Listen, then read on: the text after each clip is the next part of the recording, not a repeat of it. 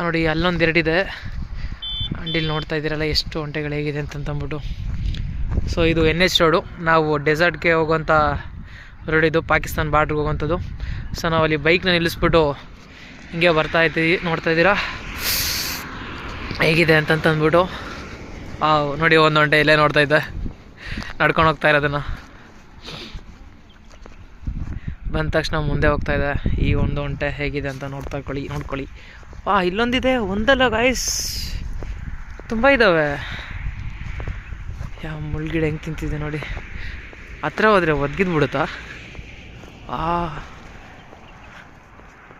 ಒದೀತೆ ಅಂತ ಅಂದ್ಕೊಂಡ್ರೆ ಓಡೋಗ್ತೈತೆ. ಮಸ್ತಲ್ಲ, ಚಳಿಗೋದಕ್ಕೂ ಮಾತಾಡೋಕೆ ಹೋಗ್ತಾಯಿಲ್ಲ, ಅಷ್ಟು ಇದಿದೆ. ರಾಜಸ್ಥಾನ ತುಂಬ ಬಿಸಿಲಿದೆ ಅಂತ ಹೇಳಿದ್ರಪ್ಪ, ಬಟ್ ಬಿಸಿಲು ಅಂತ ಅನಿಸಿಲ್ಲ. ಇನ್ನು ಟೈಮ್ ನೋಡಿದ್ರೆ ಇವಾಗ ಎಷ್ಟು, ಐ ಥಿಂಕ್ 10-20, 10-20, ಆದರೆ ಬಿಸಿಲೇನಿಲ್ಲ, ಅಷ್ಟೊಂದು ಬಿಸಿಲು ಬಂದಿಲ್ಲ.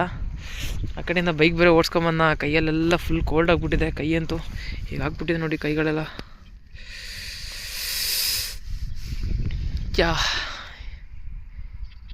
ನೋಡೋಣ ಮುಂದೆ ಮರುಭೂಮಿಲಿ ಒಂಟೆ ಸವಾರಿ ಕೂಡ ಮಾಡೋಣ, ಅದನ್ನ ನೆಕ್ಸ್ಟ್ ವೀಡಿಯೋದಲ್ಲಿ ತೋರಿಸ್ತೀನಿ. ಸೊ ಸದ್ಯಕ್ಕೆ ಈ ಒಂದು ವಿಡಿಯೋ ನೋಡ್ಕೊಡಿ.